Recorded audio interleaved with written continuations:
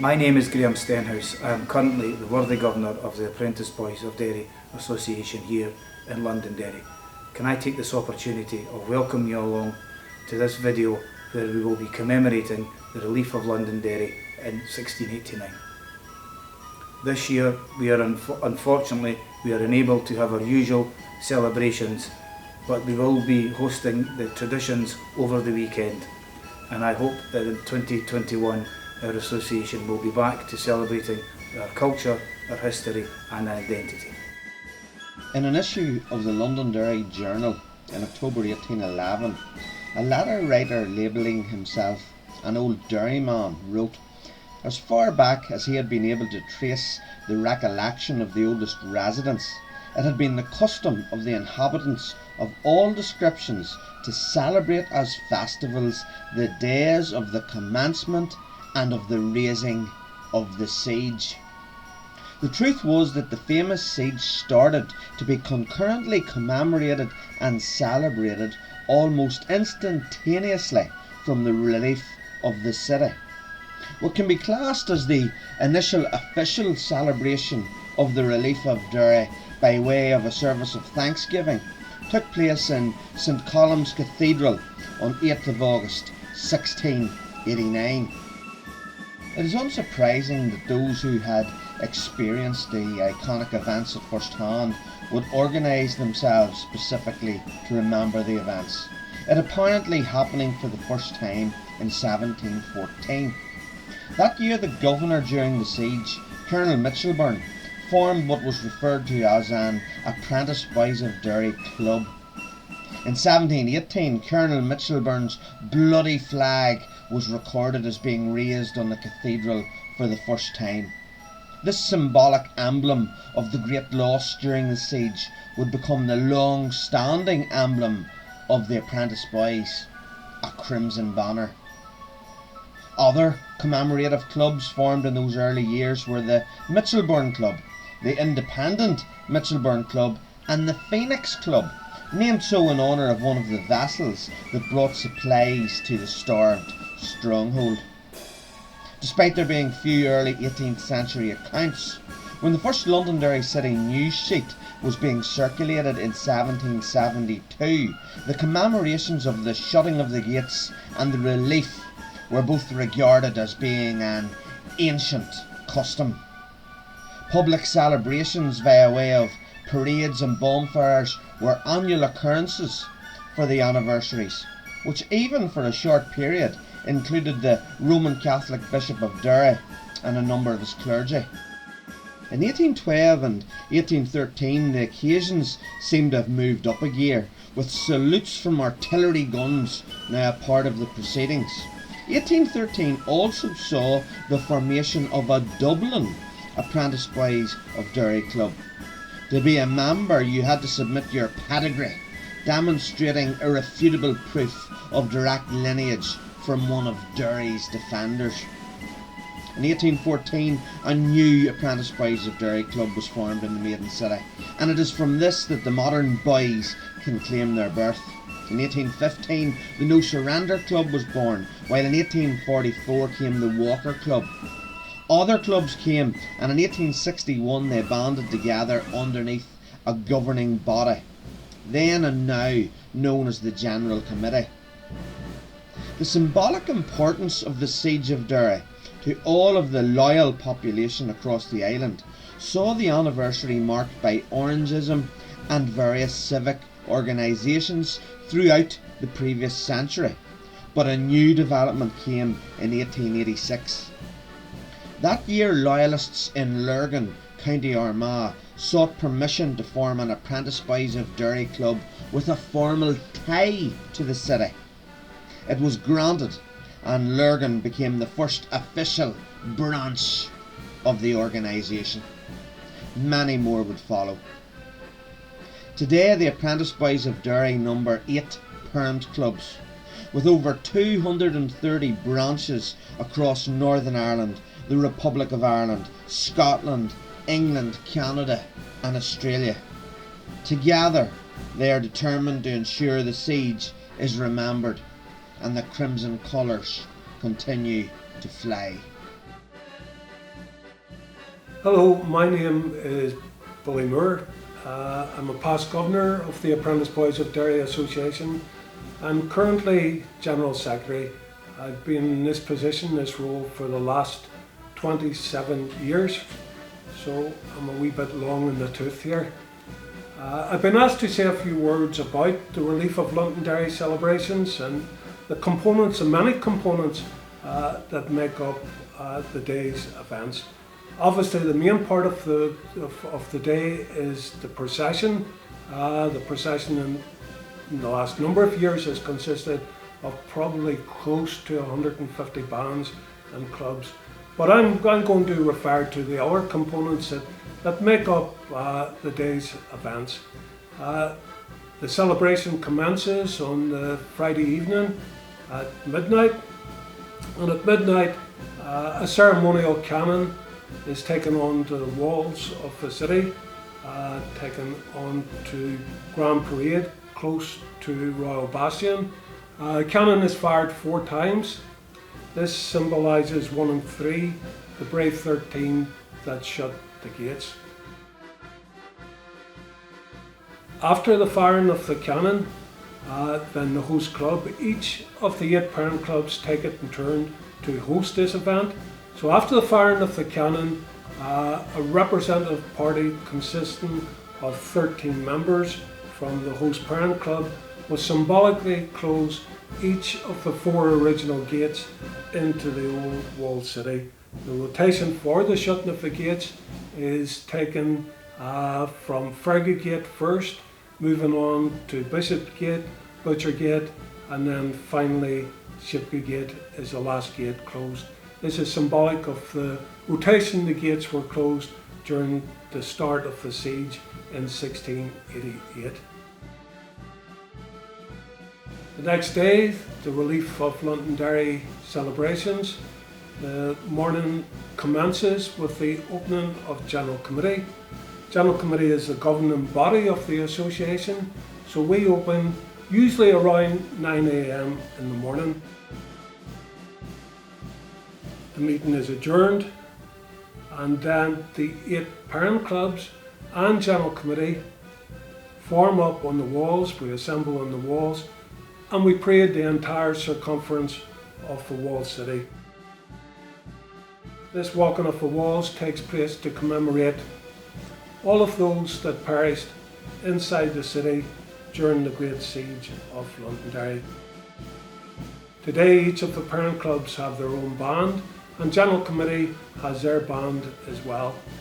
For a number of years, the band that led General Committee was Blackskull from Glasgow, but recently a decision was taken by General Committee, the governing body, to rotate the bands from England, Scotland and Northern Ireland.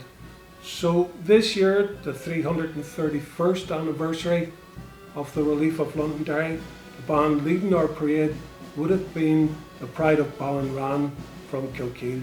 Sadly, that due to the COVID virus, that will not take place, but hopefully Pride of Ballinran will be back to lead the parade in 2021. Hi, my name's Andrew Bridges, member of the Pride of Ballinran Flip Band. So I've been in the band roughly over 30 years. I think I joined the band when I was about 4, leading the band on the 12th day. Played a number of instruments my way through the band, mainly percussion. I've been on the side drum now as 21 years, I think this is my 21st year, and I'm now in charge of the drum corps. One of the most famous things about our band is probably our drum corps, and it's a lot of the work the guys have put in over the years, and it really is a privilege now to be taking that on. A bit of a history about the band. We were formed in 1980. Previously a Blood and Thunder band is where our roots lay. We were formed from the old Apprentice Boys of Derry band in Ballinran branch, and then around the 1980s some of the guys got together and decided then they were going to form what is now known as the Pride of Ballinran Flip Band. Some of them guys are still in the band today, you'll see them on the streets. They've been in the band from the start. So as we were formed in 1980, this would have been our 40th anniversary this year. We had a lot of events planned, and one of the biggest ones that we were really looking forward to was leading the Relief of Derry parade up in Londonderry. Throughout the years then, the band's been involved in many things. The Young Choice Contest is always something that we look forward to every year in the contests, and in particular we've been up against a band from Londonderry, William King, and we always enjoyed getting on the stage and competing with the William King. A couple of the other things that we've done throughout the years then, we've been involved in a lot of tattoos, so you will see the Belfast International tattoo. We were one of the first acts to take place in that in 2013, and then we were very lucky to get back again in 2016 we did. We also took part in the Glasgow tattoo in 2017, and then we took part in the Liverpool tattoo in 2018. Some of the things you would also see the band at would be the various Loyal Order parades. So you would always see us out on the 12th day in our local Kilkeel. We take a local lodge, it's my own lodge, so it works out really well for we take Cumberland 506 in our hometown of Kilkeel, and then you'll see us on Scarva.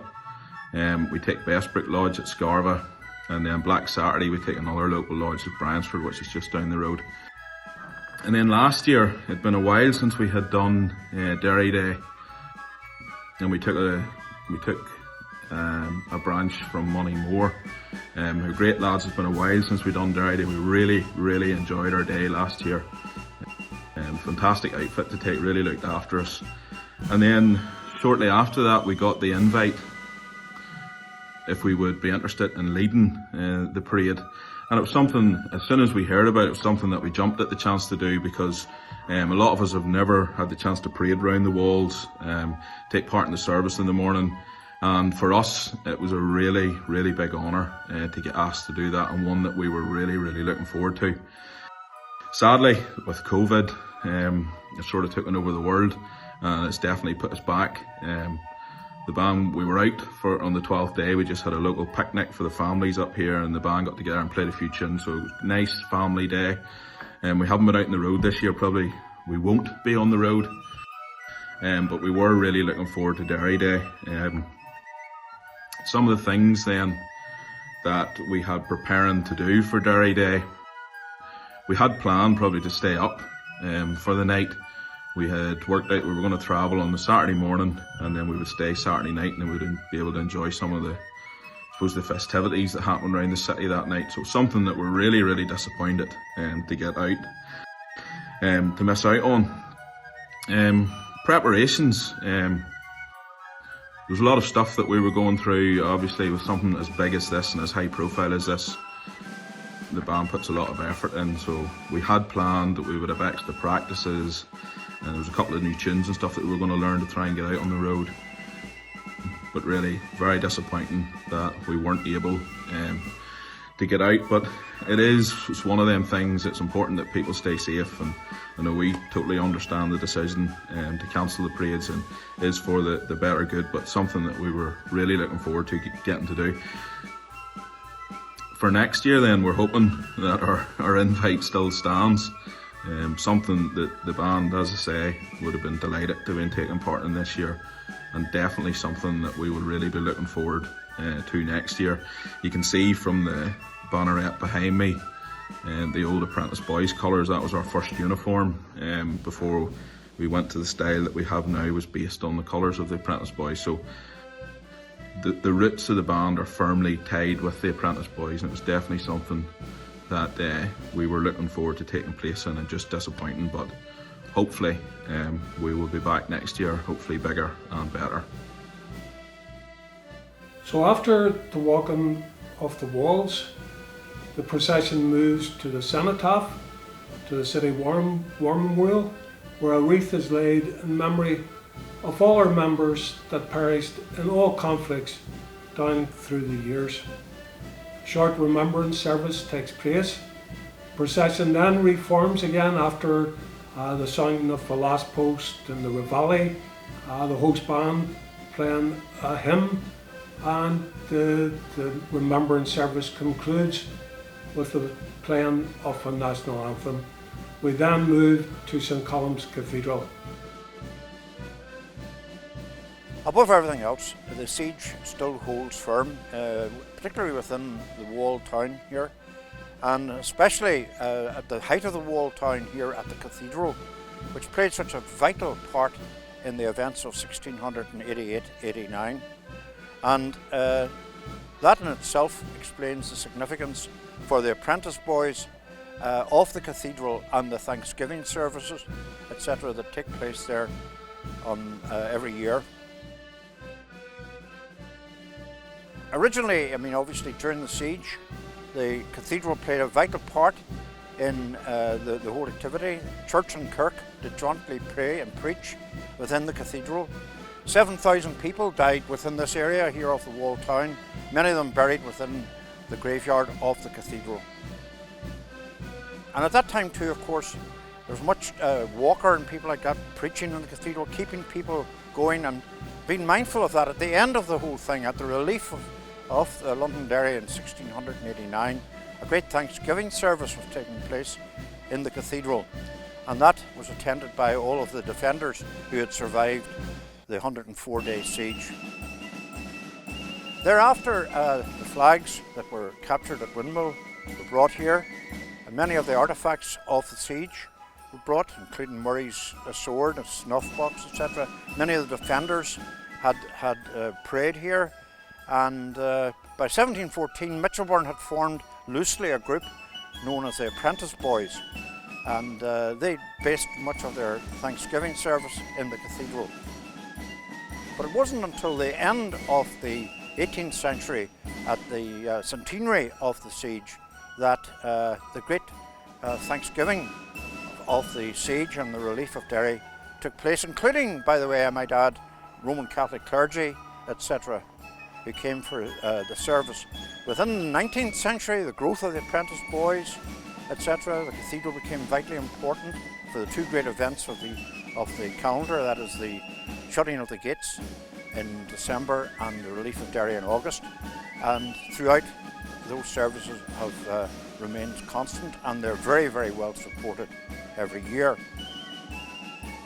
It hasn't been without controversy. One time, Bishop Higgins in 1860 decreed that under the Party Emblems Act, that it would be that the apprentice boys were not allowed to raise their flags or have their service, but they actually took and occupied the cathedral at that time, and thereafter they had their service after a little kerfuffle. Later on, the same Bishop Higgins, there was a lot of renovation work going on in the cathedral and the grounds here, and it was decreed within the local populace that some of the remains of the defenders of the city of 1688-89 may have been destroyed in that reclamation. So a lot of to-ing and fro-ing went on, but eventually they won the great support locally, of course, and hence we have the Apprentice Boys Mound, which is just inside the gates here. Of course, I mean, going back to the actual cathedral, Baker and Browning are both buried there. Cairns is buried here in the cathedral churchyard, as are many other defenders of the city.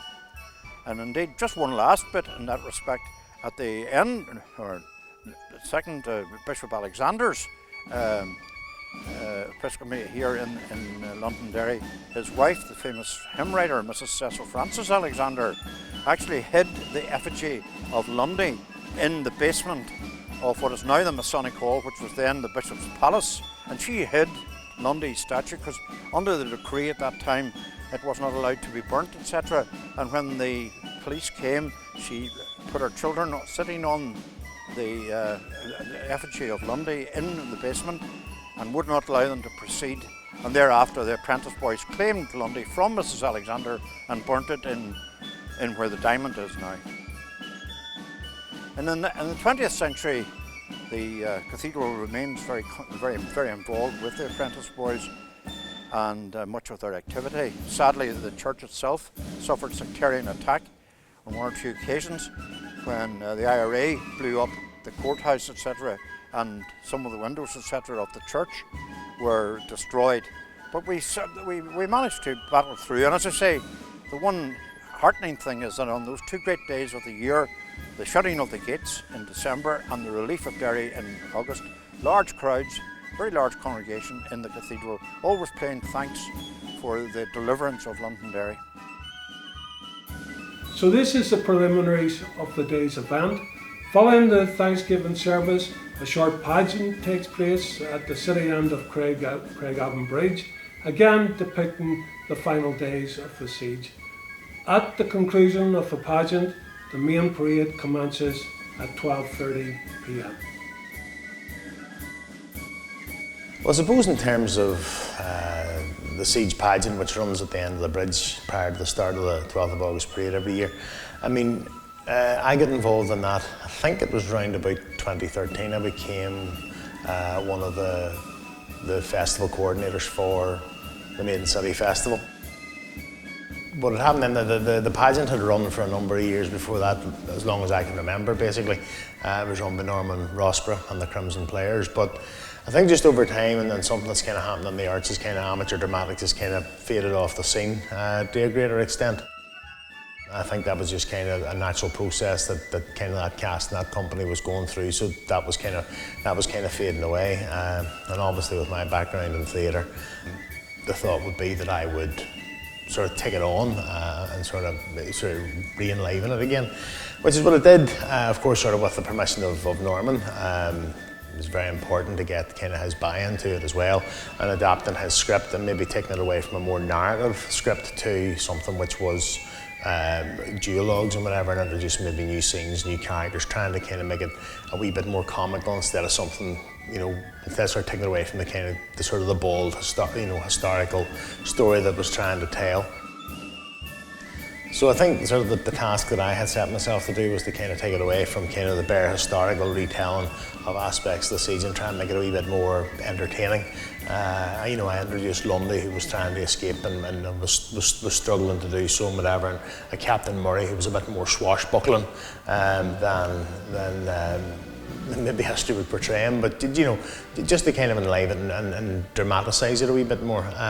Also to still have that community input, you know, with the guys who fired the cannon and fired the muskets and what have you. They're a very important, a very integral part to it, and the more people that you could engage in a community level, of course, that's brilliant, but what you were looking for was kind of a core cast holding the project together, holding the show together, so you could have a very clear story told.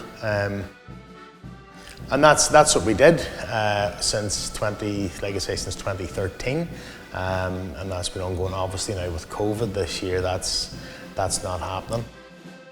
So I mean, in terms of the significance of the pageant itself, I mean, I think I'm not entirely sure if the pageant was always kind of the official start of the parade, but I think it's something that's kind of sort of us most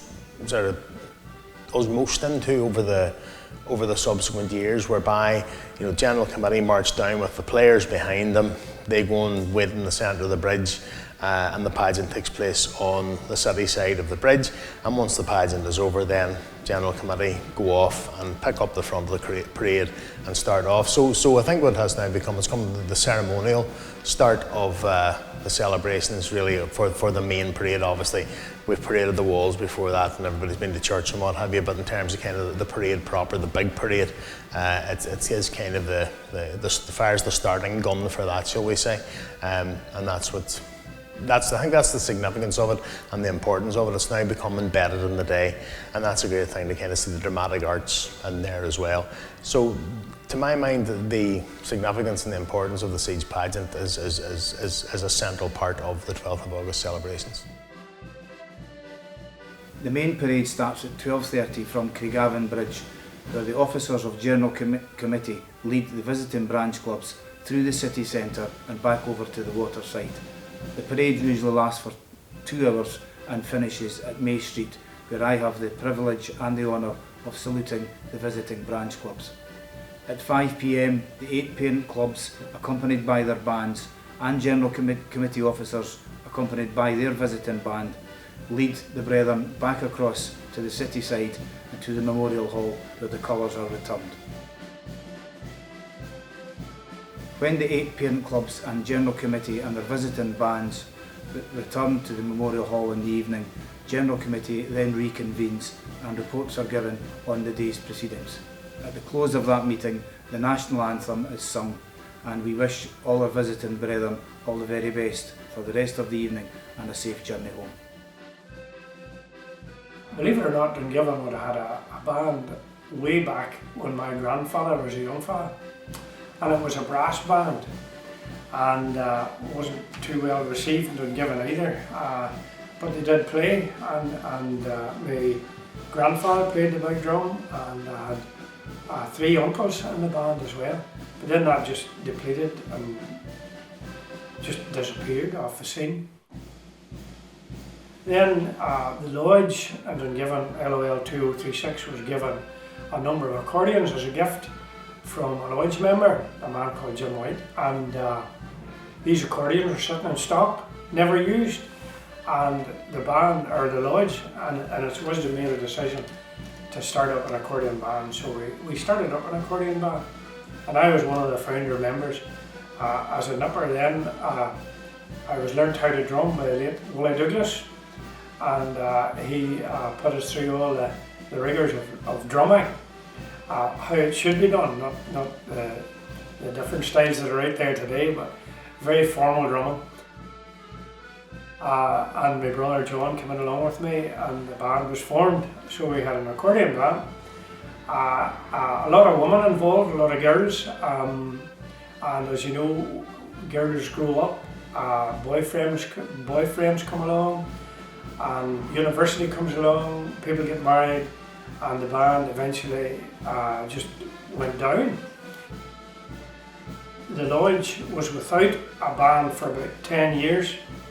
We were at the 12th of July one year, I think it was Port Rush, that long walk way out to the field. Big long walk it was, and I remember some of the younger guys in the band, like Sammy Carmichael and them, came and said, if we took a notion of starting an accordion band, we're fed up walking it behind other bands and falling in behind other lodges and not having a band to work to. And they said, if we started up a flute band, would you guys come back to drum? And I said, if you start a flute band, I'll come back to drum. The band started off by going to a farmer's shed, and when it was a cold night we spent beating tin lids, not as bad as that, but rope oil drums we had, and boys learning to flute, and that's how the band started. We're now going, 11 years now, maybe 12, and we've been going from strength to strength. I think we have a decent standard of drumming, I think we have a decent standard of fluting, and we play all traditional sacred music, marching tunes and traditional orange music. The band has grown, and some people have come and played with us and moved on, but the nucleus of the band is still there. I'm still there, to my age dictates to me not to be there, but we're going sound. We've done the Queen's Silver Jubilee Parade in London, which was an experience, and just a couple of years ago we we were a week in the song, which was a great experience for the band, and the highlight of that experience was playing an Ennin Gate. We didn't think we'd get there, but we actually did, and we played there, and we had a great time, great experience, something I would love to do again, maybe if not in a band, at least be there and experience the whole song experience again, what our forefathers done for us. But the band's going from strength to strength. We're now involved with the Maiden City, with the Apprentice Boys. We're playing for one of the parent clubs, which is a big accolade for us, to be there on the day and walk the city walls and do what we do as a band. And we support our lodge as well, with all the different parades, and we try and attend a number of parades every year, especially the local ones, just to keep it in hand and to keep practicing. But this has been a funny year, really, hasn't it, over the COVID carry on, and we've been behaving ourselves and staying in. Dungiven had an orange hall in the town, which wasn't well received. During the Troubles, it was blown up, it was burnt. I think it was blown up maybe twice, 3 times, and burnt. The Protestant community within the town was sort of, they don't like the word using ethnic cleansed, but when you take that single Protestant identity, like the Orange Hall, out of the town, then local Protestants had nothing to identify to apart from their churches. And from the social point of view, where Protestants came together, we used to meet in the Lodge Room in Dungiven. And funny, I was going to say outside and inside tailors were all members of the Ulster Defence Regiment for certain reasons. But that was the way we met. Some cars were scored at times, you could hear bricks bouncing off the steel shutters. But eventually it didn't become feasible to hang about in Dungiven. We're still, Dungiven has a lodge. We do march Dungiven once a year for our Sunday morning service, either in the Presbyterian Church or the Church of Ireland Church, alternate years. So that still goes on, and we're still seemingly allowed to do that. But the identity of Dungiven, we now, because we've lost our hall, well, it wasn't feasible to meet in Dungiven anymore because of the carry-on that was going on. So the hall was actually sold, and which we done well out of it. It was sold to the Western Education Library Board for a library, which is now the local Dungiven Library, was Dungiven Orange Hall site. We moved in and we share the hall in Beviva. We share their lodge room, and we have a great affinity with Beviva. We're local, we're farmers, majority, and we move through each other, married into each other and all the rest of it. We always had that close relationship anyway. So now Dungiven Band was formed and we practice in Beviva. But we're still Dungiven Crown Defenders as such. So that's the, I suppose, been pushed out of Dungiven, but we still hold that Dungiven identity. There was one chance we thought maybe building a hall in the area and still calling it Dungiven Orange Hall. But when you think on it, lodges are getting smaller. The more we have a lodge of about 80 members, but there's enough room for us in the Beviva Hall, which has worked out well for us.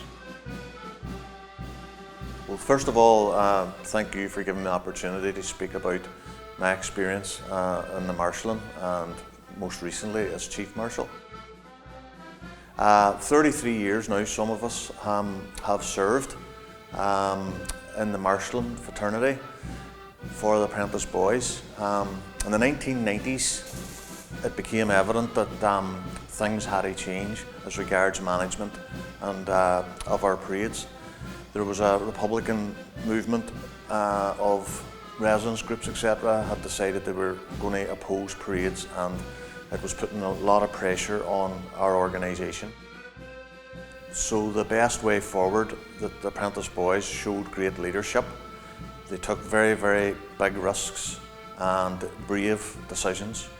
One of the most important, I believe, decisions was the fact that the marshalling. They brought a company in from Leeds to do NVQ level 3 with us, to bring us up to a better level of stewarding. This was the most important move, I believe, for our parading all throughout the United Kingdom and the Republic.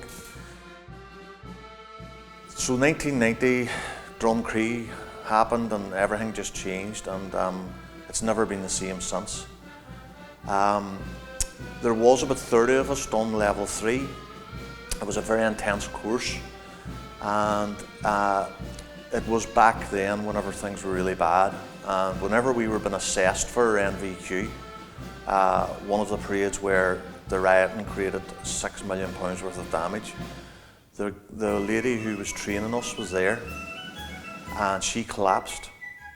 She couldn't cope with the pressure, and she had to be carried to the hall, and she just broke down. And we realised then, you know, what we were putting ourselves through, because she turned around and said, "How do you do this voluntarily?" That really opened our eyes as to what risks we were putting ourselves in. We remained impartial as we were trained to do, and that put us in the middle all the time. We have had marshals assaulted by bandsmen, by club members, by Republicans. It's something that you don't take lightly whenever you take on a role like we have. Thankfully, the good work that has went on with the Apprentice Boys leadership, local groups, businesses, etc. The parades did get more peaceful, less opposition, and the marshalling really changed everything for good. The professionality that's out there now is second to none. The Orange Order also here locally followed suit. They basically done the same as the Apprentice Boys, marshal training as well. So there's a team of about 50 marshals now that would be level 3 and level 2, which you won't get level 3. Level 3 I don't think has been, we were the first to get level 3 in the whole of Northern Ireland and the Republic. No other group, football club, GA club or anything had any qualifications that we had.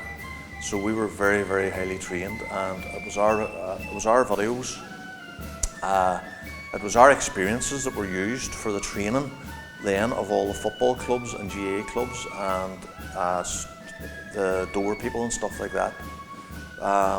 So that just shows you how important it was, the steps that we took and the effort that we put in to maintaining, supporting and protecting our parades. The discipline is definitely there, it really is there.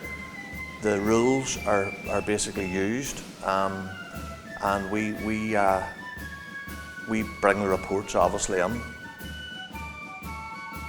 The marshalling has probably been one of the best experiences that I've ever had in my lifetime. The camaraderie and the fact that whenever you go out there, you're basically on your own, you're in the middle, you're impartial, you look out for each other, and we are a great team of marshals. I've been Chief Marshal more recently, and your life is made so much easier whenever you have the professional people working under you. You do the organising, you give them their tasks, and away they go. I brought the body cameras into the situation, and the reason being was, unfortunately, people weren't taking our word for it.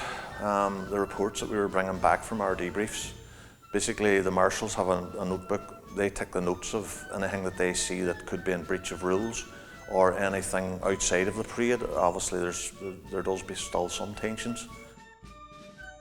But the cameras, I introduced them because I had to protect the fact that they're all volunteers, and if we were going to end up doing reports and then them being challenged all the time, and then the rules not being adapted or the rules not being used, then in other words, the clubs can get fined if there's issues, if they break certain rules. I thought these are volunteers, they're going to end up turning around and saying that there's no point in us doing this, because every time we bring a report to General Committee, they don't believe it. It's not believed by people. So that was a big issue for me as Chief Marshal, because the volunteers worked so hard at trying to help make our parades better.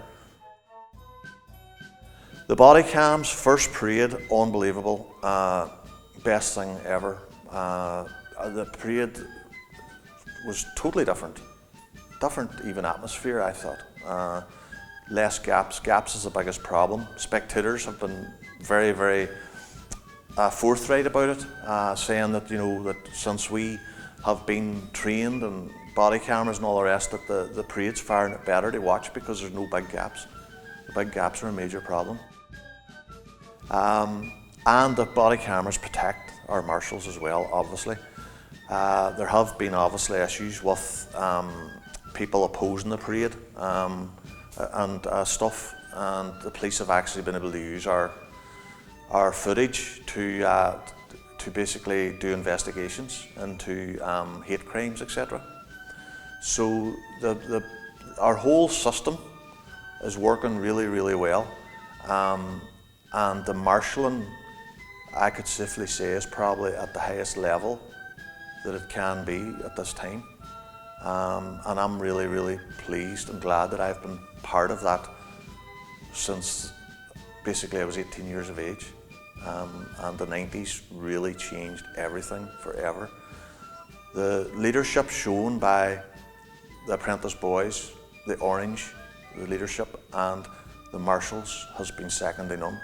And it's quite clear that all the effort, all the punches we did take at times, and all the abuse we took at times has been worth every minute, because everyone now really enjoys our parades. So I'm the last member of the original band in 1973 that's still marching today. My favourite recollections of the 12th of August or Relief of Londonderry parade are the early morning part of it and the evening part of it on the way home to the fountain. The part in the middle has got more difficult as the years have gone on, and the parade has got seemingly longer to me. The origins of the early morning parade started back in the early 1980s when we were first engaged by the No Surrender Parent Club. We marched from the fountain to the starting point at the Apprentice Boys Memorial Hall on the morning just before the beginning of the main parade. At the start, we just did this as a means of getting from the fountain to the main parade, but as the years have gone on, we have used the opportunity with the crowds who are about in Bishop Street and stuff to do a few performances. For years and years, we just played a few tunes and before the main parade started. But as the years have gone on, we started to use it as a focal point, and we brought out new material on the day, and we tried to promote and push as much as we could. Over the past few years, we have brought out a lot of new stuff not associated with the marching, pop tunes, stuff like that there, that we have used to entertain the crowd. And as social media has got a lot stronger, we found that we had to use new material year in, year out. The reason we stopped on Bishop Street was because in the early years there was initiations at the hall, and as we came round on our own just before the main parade started, it was interfering with some of the initiation ceremonies. So we then began to stop on Bishop Street, which we then found was a much better performance space for ourselves. Well, it all just started off when the Apprentice Boys started to come through Irish Street, which is 45 years ago. We done it for my father and my husband Roy, and we gave out the orange, which was well appreciated when the Apprentice Boys and the bands all come around the estate. My mother died, my father died, then my mother died, and my sisters and us kept it going. We just do it every year as a tradition. We go through 10,000 cups a year. Everybody appreciates it, and as for the bandsmen, everyone, they've sent letters of appreciation, and all the youngsters come and they help to give out the drink as well. On the mornings, we start about 7 o'clock in the morning. The gazebo goes up, the tables goes out, the cups goes out, the grandson comes along with a band uniform to press and for his breakfast before he sets off. Anybody comes and parks up across the street, they get offered a cup of tea. We fill up the buckets with ice and water, and nobody else touches them buckets, only me myself.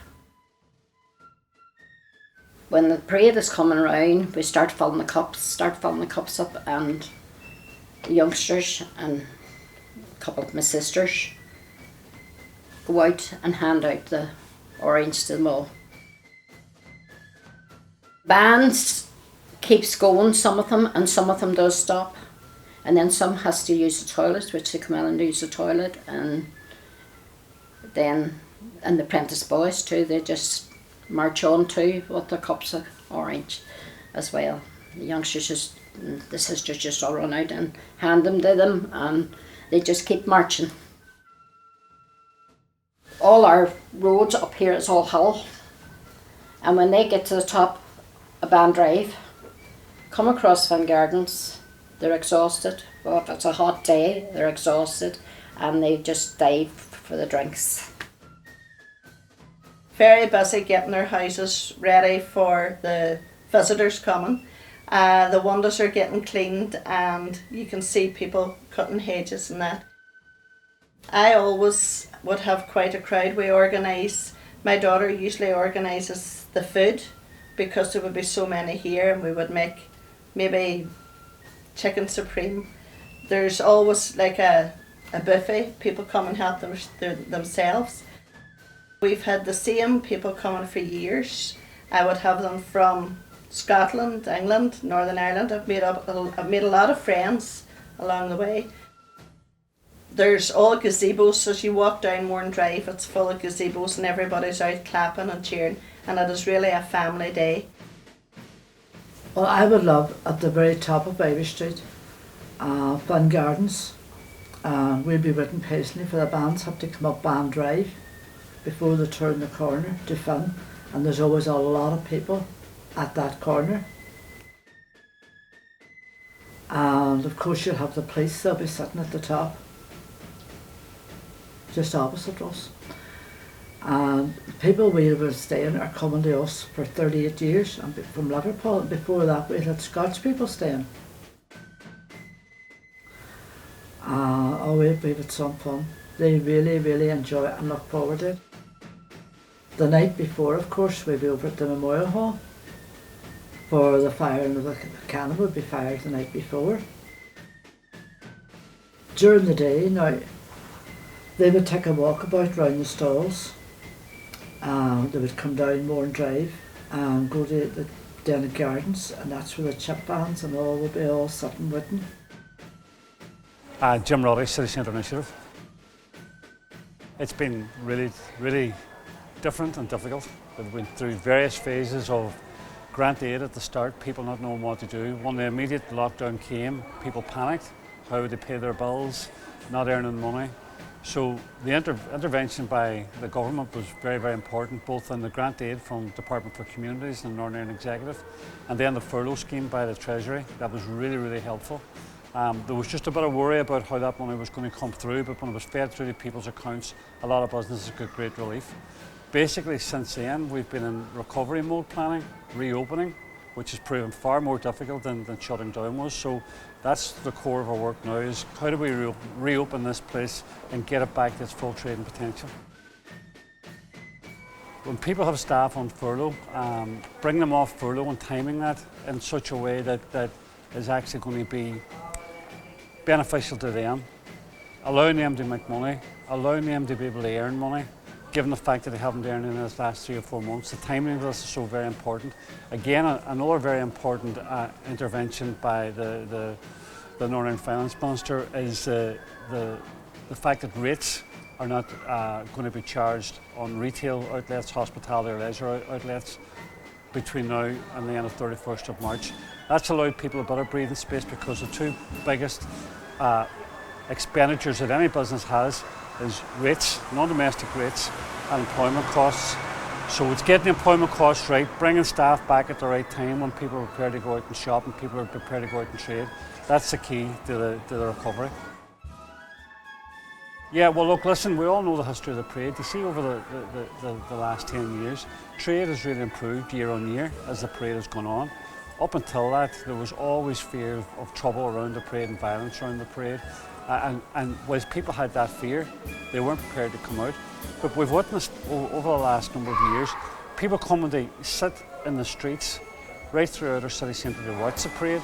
They're spending the money. We've a massive increase in hotel bed use in the city centre around the parading time, so all that's lost. And even in shopping centres, we've seen footfall go up year on year, so that's all going to be lost this year as well. Well, again, year on year, with all the work that we've been doing and the partnership that we've built up, everything's improved. The assistance we've had from Londonderry Bands Forum has been absolutely immense, and at this stage I have to say, given what we've gone through this year, you know, the fact that the Apprentice Boys and the Orange Order have called off their parades has been a great help to us. Whilst the footfall's not there, the hotel beds aren't being taken up, the fact of the social distancing aspect of how we're trying to live our lives at the moment, that's been really helpful. But no, year on year, since 2013, we've been getting better as to how we do our parades and people coming and enjoy themselves and taking the fear out of parades where there should be no fear. Well, there's meetings that take place right throughout the year, and it's never done in a vacuum. There's always aspects of how we live our life here in this country as to how people's feelings might be around parades and around each other's culture. So it just depends what's going on in the background, how intense those meetings are, but there's meetings that go on all year round. And even if we have had a good year, we always talk afterwards about what worked, what didn't work, where have things gone well, where have they not gone well. If trading has gone down or not stayed up, how can we make that better? This is all about people being able to celebrate their culture while everybody else going about their normal daily life who don't partake in that celebration. It's about the coexistence of trading and parading, and that's very important to us. But whilst there's social distancing, events and social distancing, city centre and social distancing, they normally don't wed well together. But we're working at it. As you can see, there's more and more people out now than there were this time 2 weeks ago, this time 4 weeks ago. We hope that that's going to improve, but we just have to be careful. Safety is more important than anything else. If we're not safe enough, then people won't come into our city centre to shop, people won't come into our city centre to socialise, people won't come into our city centre just to meet. So we have to ensure that the place is safe first and foremost. So once we get it safe, we want to try and get as many people back in to enjoy what the city centre's got to offer as we can. Looking after each other, making sure we care for each other, making sure we respect each other and look after everybody's health and safety and well-being.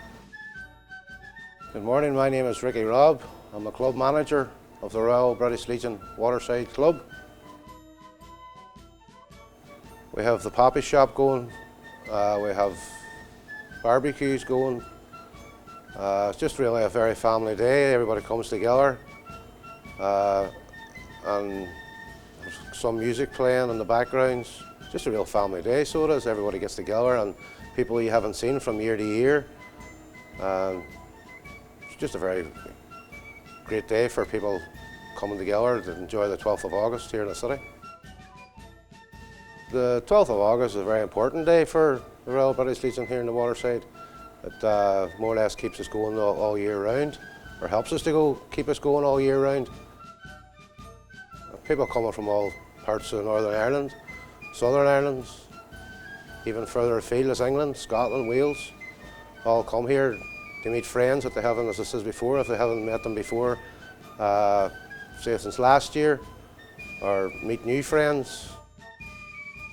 Every penny counts, but big days like the 12th of August and etc. help us to upkeep the building, help us to keep our prices down for the members, and just more or less helps us in a better way if we have the 12th of August, and if we don't have the 12th of August, we'll be cutbacks and try to save the pennies. A different day, yeah, a completely different day. It'll be a far quieter day. We're usually about 1,500 to 2,000 people through our doors from the time we open until the time we close at night time. And in the evening, when the main parade returned to the Apprentice Boys Memorial Hall, over the past 10 years, we struck up a really good relationship with the Black Skull Flute Band from Glasgow. They were leading the main parade, and we got to know a few of the boys in it, and we realised that we played a few tunes that were similar together. So we decided one year that we'd maybe try and amalgamate the bands. It's not usually an easy thing to do. It usually results in a lot of tuning issues and stuff like that there. But over the few preceding years then, We selected a few tunes, both bands practiced, and it became part of the highlight of the parade for a lot of people. One of the other things it did during the early years when there was issues around trouble at the end of the parade with protesters and stuff, it was a fast and effective way to take 200 or 300 people away from the Apprentice Boys Hall at the very end of the parade on the march back to the fountain as they followed the bands across. So it was a great sadness just when the Black Skull finished actually parading with the Apprentice Boys, because we haven't been able to strike up the same sort of relationship with the other bands that have taken up. I think it was a great shock to everyone when the General Committee decided to do away with the services of the Black Skull, because over the years they had put a massive amount of effort into travelling every year. We know as being bandsmen ourselves, to commit to that sort of parade every single year, and the costs involved was a great strain on the band and a great effort on their part. And I think the front of the main parade has lost a lot because they're not there anymore. But the bands that are coming in are trying to fill that void, and it's a great void to fill. As a follow-on from our friendship with the Black Skull Flute Band, we have been to Glasgow and played at their own indoor contest, and a few of us have played along with them, and a few of their members have come and paraded with ourselves in the years since they have finished marching in the main parade themselves. And we have great links with the Black Skull membership, who we find are very, very similar in thinking to ourselves.